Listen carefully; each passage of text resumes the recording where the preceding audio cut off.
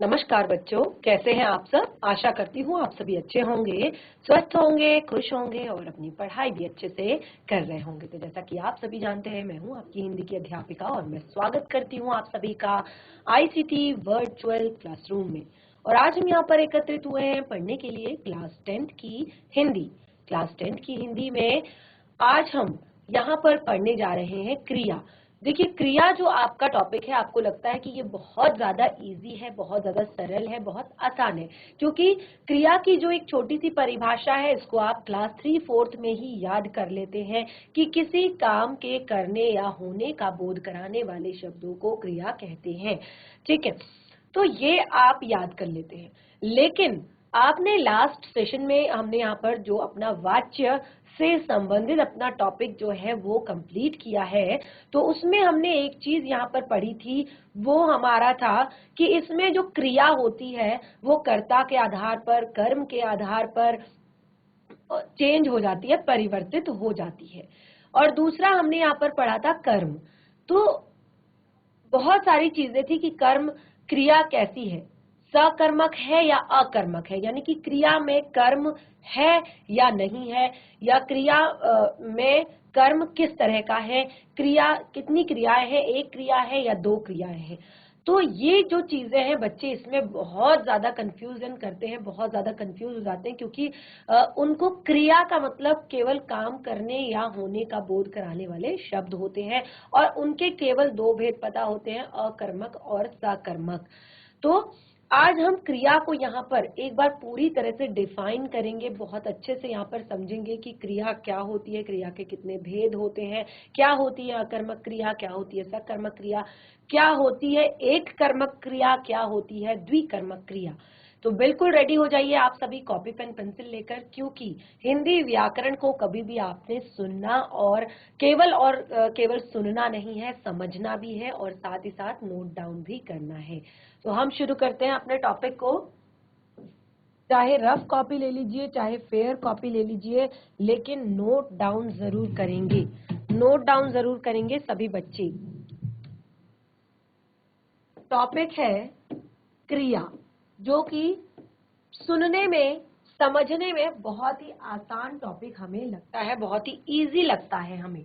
तो देखिए, क्रिया क्या होती है। अब हम यहाँ पर कुछ वर्ड लिखते हैं, कुछ वाक्य लिखते हैं और उनमें आप बताएंगे कि क्रिया क्या है।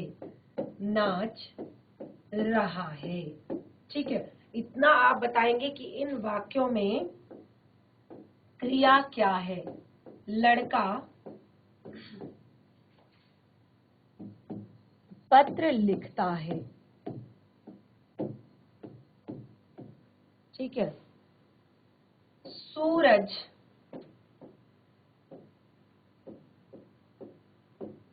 निकलता है। मोर नाच रहा है, लड़का लिख रहा है, सूरज निकलता है। नेहा ने चावल बनाए। नेहा ने चावल बनाए। राजेंद्र ने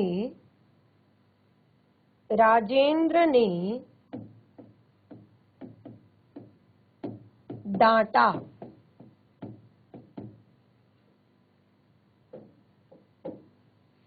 ठीक है, राजेंद्र ने डांटा।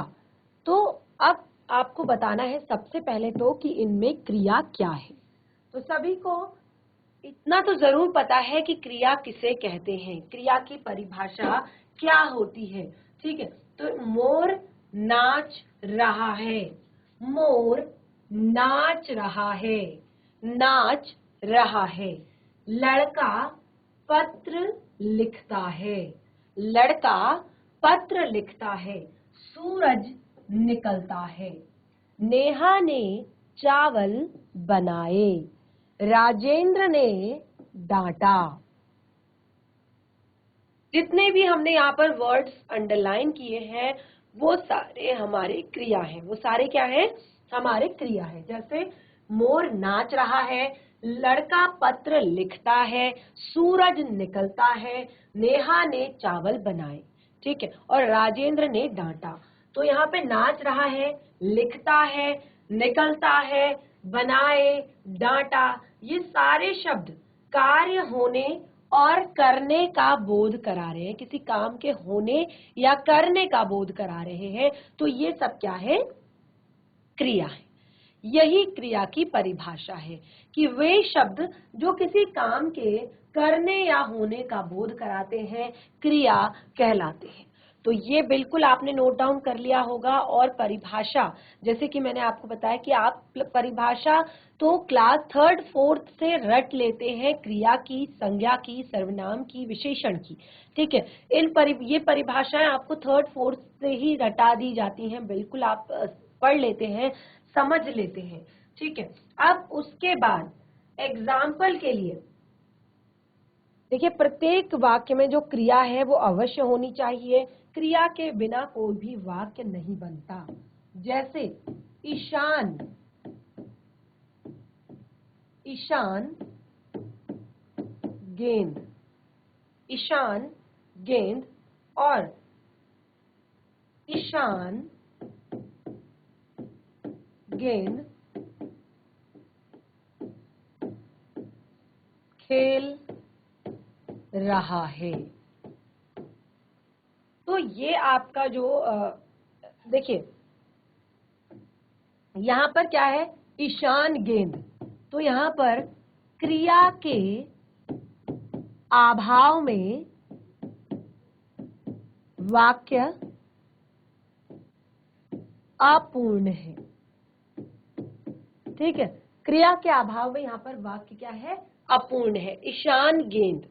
लेकिन अगला आप वाक्य देखिए, क्रिया सहित, क्रिया सहित पूर्ण वाक्य, क्रिया सहित पूर्ण वाक्य। ईशान गेंद खेल रहा है और ईशान गेंद। तो यहाँ पे जो आपका पहला जो वाक्य है वो अपूर्ण है, क्योंकि उसमें क्रिया नहीं है। तो किसी भी वाक्य में क्रिया का होना बहुत ज्यादा जरूरी होता है, क्योंकि क्रिया के बिना जो होता है वाक्य अधूरा होता है। ठीक है, क्रिया के बिना वाक्य अधूरा होता है। और देखिए, हिंदी भाषा में, जो हिंदी भाषा होती है, इसमें क्रिया हमेशा अंत में आती है। हिंदी भाषा में क्रिया हमेशा अंत में आती है। इसका एग्जाम्पल हमने यहाँ पर शुरुआत में काफी सारे देखिए, काफी सारे वाक्य जो हमने यहाँ पर लिखे हैं उनमें आप देख सकते हैं। कैसे? मोर नाच रहा है। ठीक है, मोर नाच रहा है, लड़का पत्र लिखता है। ठीक है, सूरज निकलता है। तो मैंने आपको बताया कि नाच रहा है, लिखता है, निकलता है, बनाए, डांटा, ये सब क्रिया है। और ये सब सभी आप देख सकते हैं वाक्य के अंत में लिखे हैं। यानी कि हिंदी भाषा में जो क्रिया है वो वाक्य के अंत में आती है। और कई वाक्यों में आपके एक से अधिक क्रियाएं भी होती हैं। ठीक है, कई वाक्यों में एक से अधिक क्रियाएं भी होती हैं। जैसे एक से अधिक क्रियाएं, एक से अधिक क्रियाएं भी आपकी होती हैं कई वाक्यों में। जैसे मैं पार्क में जाकर खूब दौड़ा। ठीक है, मैं विद्यालय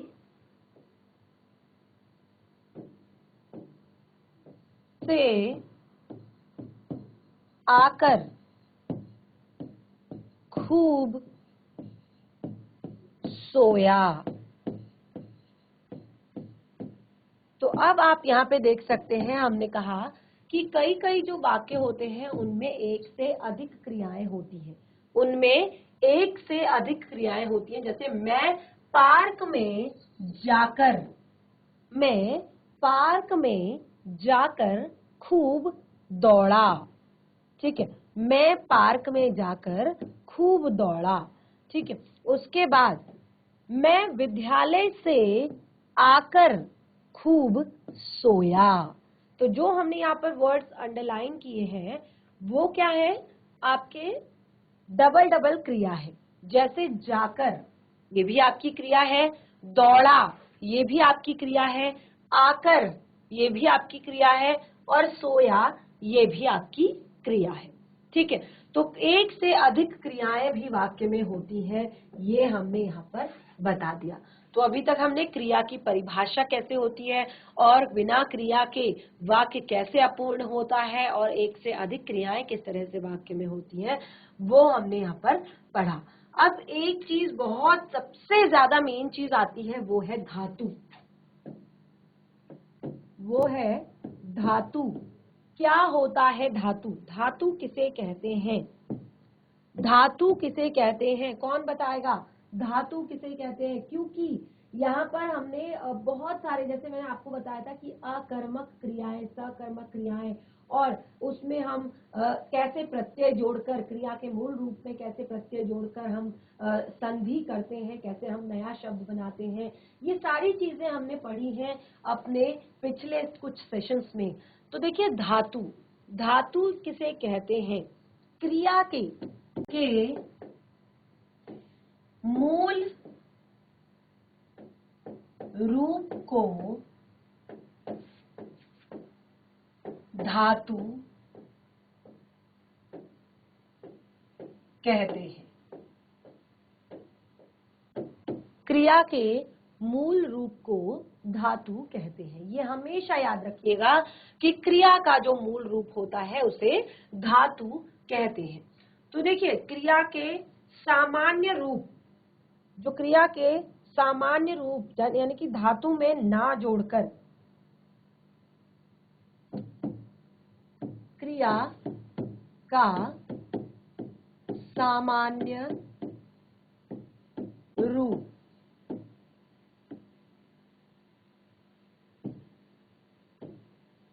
एक तो हमने यहाँ पर धातु बताया, दूसरा क्रिया का सामान्य रूप क्या है? तो धातु में ना प्रत्यय जोड़ने पर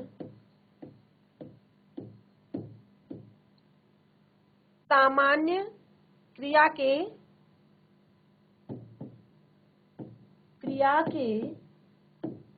सामान्य रूप बनाए जाते हैं।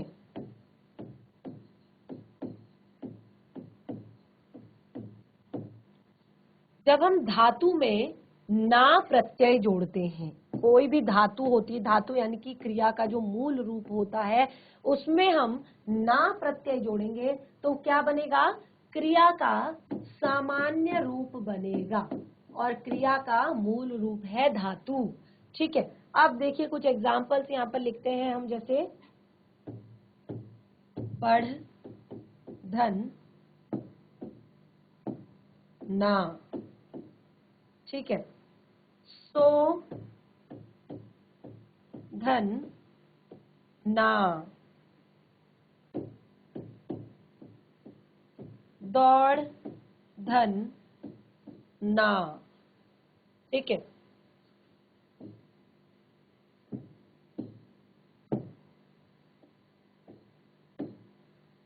तो पढ़, धन, ना, पढ़ना। पढ़ क्या है? पढ़ क्या है? क्रिया का मूल रूप है। क्रिया का मूल रूप है पढ़, धातु जिसे कहते हैं। ठीक है, सो ना, सो ना, सोना। ठीक है, दौड़ ना, दौड़ना। ठीक है, तो जो क्रिया का मूल रूप है उसमें हमने ना प्रत्यय जोड़ा तो हमारा क्रिया का सामान्य रूप जो है वो बन गया। ठीक है, अब यहाँ पे कुछ और एग्जांपल हम ले लेते हैं। लिख, धन, ना, चल धन ना, बैठ धन ना, लिखना,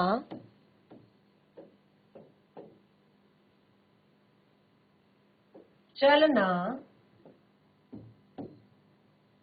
बैठना, लिखना, चलना, बैठना, ये सब क्या है? क्रिया का सामान्य रूप है। तो ये 2 पॉइंट यहाँ पर ये आप जरूर याद रखिएगा, ध्यान रखिएगा कि क्रिया के मूल रूप को धातु कहते हैं और क्रिया के मूल रूप में अगर हम प्रत्यय जोड़ देते हैं, चाहे ना जोड़े, चाहे ता जोड़े, चाहे ती जोड़े, चाहे ते जोड़े, तो उसको कहते हैं क्रिया का सामान्य रूप। जैसे हमने यहाँ पर कहा ना, तो इसकी जगह पर अगर हम ता जोड़े तो हो जाएगा लिखता, अगर हम ते जोड़े तो ये हो जाएगा लिखते, अगर हम ती जोड़े तो ये हो जाएगा लिखती। ठीक है, तो इस तरह से हम जो अलग अलग प्रत्यय जोड़ेंगे तो अलग अलग शब्द हमारे बन जाते हैं। उसके बाद हमारा आता है और भी दूसरा यहाँ पर जो पार्ट है, क्रिया के भेद। सबसे मेन पॉइंट, क्रिया के भेद, क्रिया के भेद, बिल्कुल इसको नोट डाउन कीजिएगा। तो क्रिया के भेदों के 2 आधार होते हैं। क्रिया के भेदों के 2 आधार होते हैं, यानी कि 2 आधार पर क्रिया के भेद बताए गए हैं। 2 अलग अलग आधार पे क्रिया के भेद बताए गए हैं। तो वो कौन कौन से 2 अलग अलग आधार हैं? सबसे पहले कर्म के आधार पर, 2 आधार है क्रिया के भेदों के, कर्म के आधार पर, दूसरा है रचना के आधार पर। और देखिए कंफ्यूजन ना हो इसके लिए पूरा लिख सकते हैं, कर्म के आधार पर क्रिया के भेद और दूसरा रचना के आधार पर क्रिया के भेद। तो 2 भेदों में यहाँ पर 2 आधार पर क्रिया के भेद बताए गए हैं, 2 अलग अलग आधार पर क्रिया के भेद बताए गए हैं। पहला कर्म के आधार पर बताया गया है और दूसरा रचना के आधार पर बताया गया है। तो एक एक करके हम दोनों को यहाँ पर पढ़ेंगे। कर्म के आधार पर सबसे पहले हम शुरू करते हैं यहाँ पर क्रिया के भेदों को। तो कर्म के आधार पर क्रिया के 2 भेद होते हैं। कर्म के आधार पर क्रिया के 2 भेद होते हैं और कौन कौन से होते हैं? तो ये तो आप लोगों को जरूर पता होगा कि कौन कौन से होते हैं। कर्म के आधार पर और रचना के आधार पर क्रिया के 6 भेद होते हैं। क्रिया के यहाँ पर कर्म के आधार पर क्रिया के 2 भेद होते हैं और रचना के आधार पर क्रिया के 6 भेद होते हैं। ठीक है, तो पहला हम यहाँ पर लेंगे कर्म के आधार पर, यानी कि दोनों भेदों को पढ़ेंगे। तो कर्म के आधार पर क्रिया के भेद, अगला हम यहाँ पर ले लेते हैं अपना टॉपिक सबसे पहला, कर्म के आधार पर क्रिया के भेद। कर्म के आधार पर क्रिया के भेद। कर्म के आधार पर क्रिया के भेद। तो कर्म के आधार पर जो क्रिया के भेद हैं वो कितने हैं? 2। कौन कौन से? अकर्मक क्रिया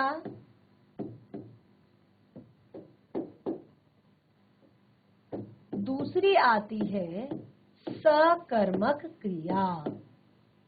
अब इसमें बहुत ज्यादा बच्चे कंफ्यूज करते हैं कि कहां पर अकर्मक है क्रिया और कहाँ पर सकर्मक है क्रिया, यानी कि क्या पहचान है कि यहाँ पर कर्म उपलब्ध है या और क्या पहचान है कि यहाँ पर कर्म उपलब्ध नहीं है, यानी कि क्रिया यहाँ पर सकर्मक है और यहाँ पर अकर्मक है, इसकी क्या पहचान है।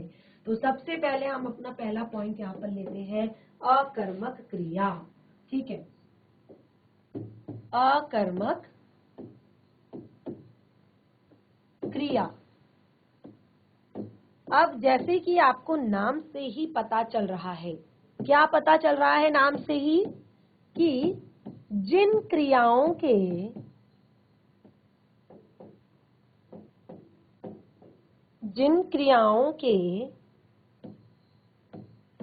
कर्म नहीं होते,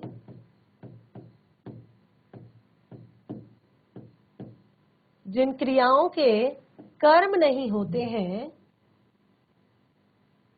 तथा क्रिया का फल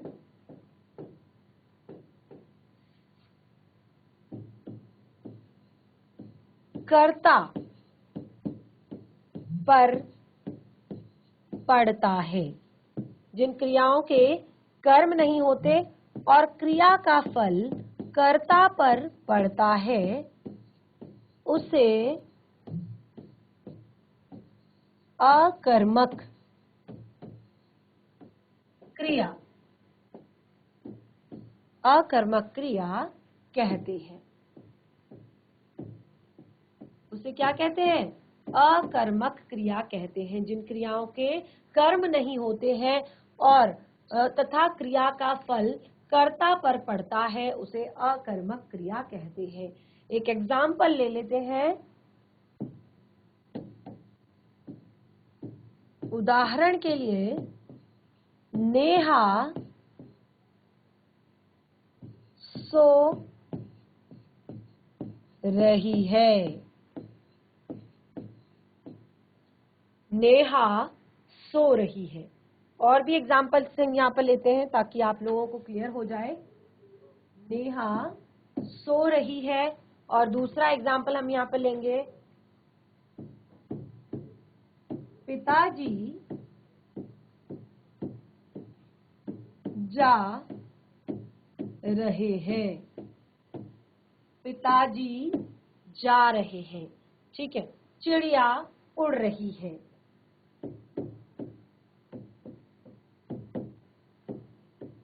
चिड़िया उड़ रही है। ठीक है। अब देखिए, आप कैसे समझेंगे कि यहाँ पर कर्म नहीं है। ठीक है, आप कैसे समझेंगे कि यहाँ पर कर्म नहीं है। मोहन हंस रहा है। अब हमने यहाँ पर 4 एग्जाम्पल ले लिए हैं, 4 उदाहरण हमने अभी तक यहाँ पर ले लिए हैं। सबसे पहले हमने लिखा नेहा सो रही है, दूसरा एग्जाम्पल लिया पिताजी जा रहे हैं, चिड़िया उड़ रही है, मोहन हंस रहा है। ठीक है, तो अब यहाँ पर देखिए,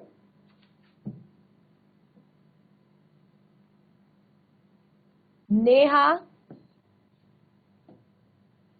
पिताजी, चिड़िया और मोहन। नेहा, पिताजी, चिड़िया और मोहन, ये तीनों ही, ये चारों ही क्या है? ये चारों ही कर्ता है।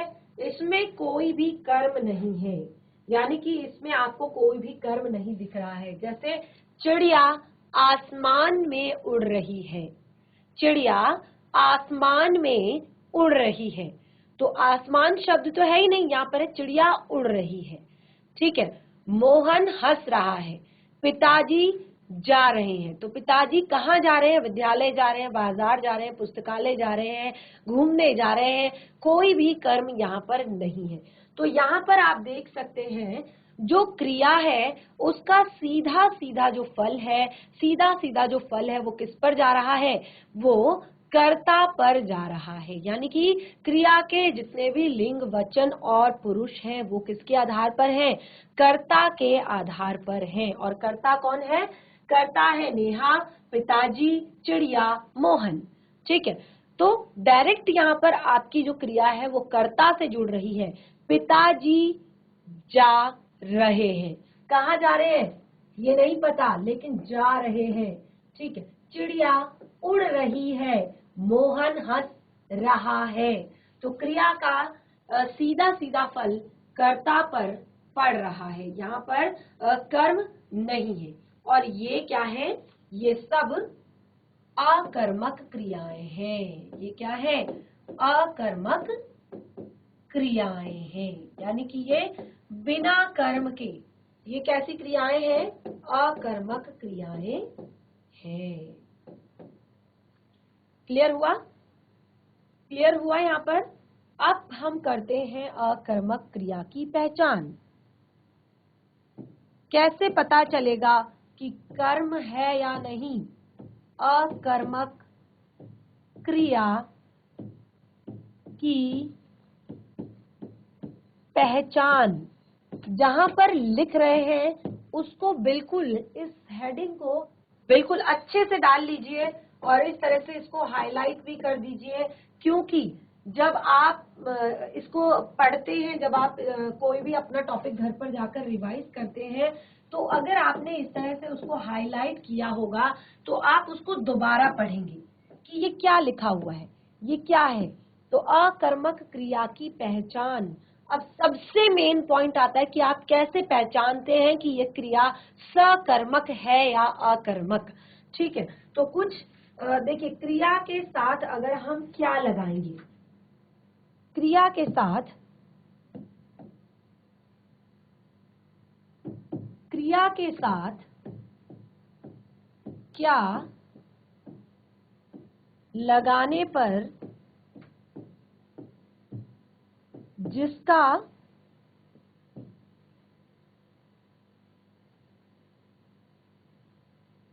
या आप ऐसे लिखेंगे, क्रिया के साथ, क्रिया के साथ क्या लगाकर प्रश्न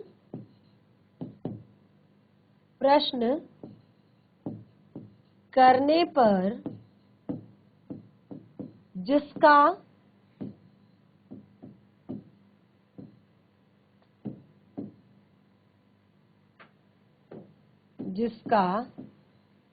देखिए, क्रिया के साथ जब आप क्या लगाएंगे और जिसका उत्तर नहीं मिलेगा, अगर उसका उत्तर नहीं मिलेगा लगाने पर,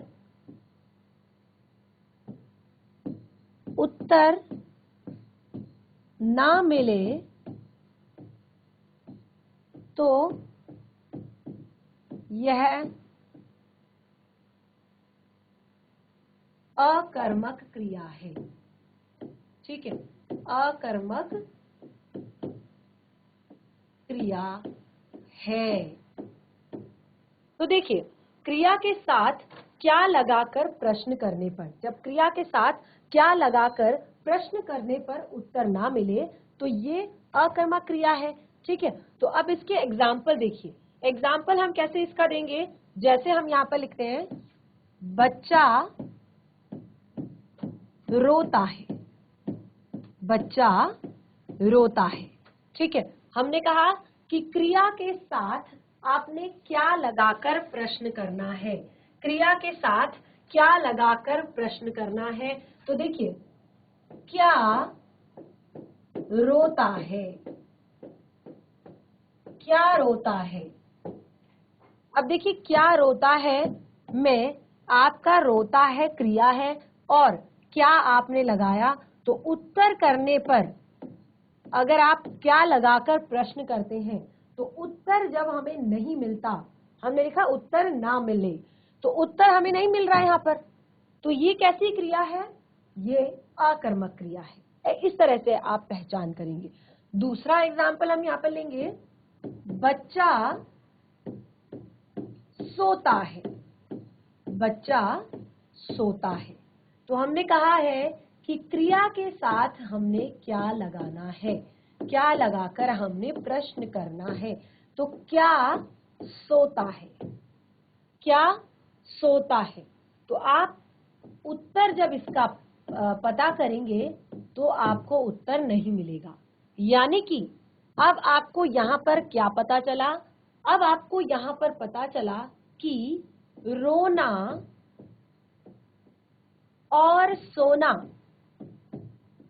रोना और सोना दोनों ही अकर्मक क्रियाएं हैं, दोनों ही अकर्मक क्रियाएं हैं।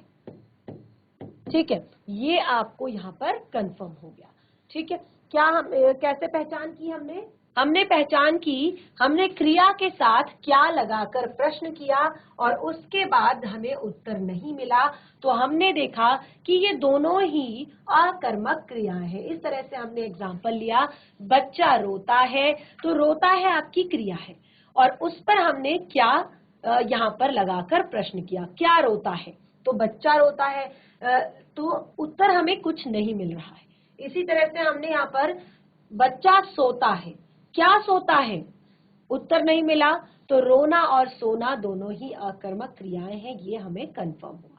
तो अभी तक हमने यहाँ पर क्रिया की परिभाषा देखिए, परिभाषा तो हमने नहीं लिखी क्योंकि परिभाषा जैसे कि मैंने आपको बताया आप पहले से ही काफी अच्छे से रट चुके होते हैं, समझ चुके होते हैं। तो क्रिया का जो मेन पॉइंट था यहाँ पर, क्रिया का मूल रूप यानी कि धातु किसे कहते हैं, क्रिया का सामान्य रूप क्या होता है और क्रिया के भेद जो कि दो आधार पर यहाँ पर बताए गए हैं, कर्म के आधार पर और रचना के आधार पर। तो हम पहले भेद को, कर्म के आधार पर जो हमारा भेद है क्रिया के, उसमें दो भेद हैं, अकर्मक क्रिया और सकर्मक क्रिया, जिसमें हम अकर्मक क्रिया को पढ़ चुके हैं। तो बिल्कुल आज का आपका होमवर्क है कि जितना भी आपने पढ़ा है उसको घर पर एक बार जरूर रिवाइज करें। नेक्स्ट सेशन में हम क्रिया के दूसरे जो आप कर्म के आधार पर भेद है, सकर्मक क्रिया को पढ़ेंगे। तो आज का सेशन हमारा यहीं पे समाप्त होता है। तब तक के लिए धन्यवाद। आपका दिन शुभ हो।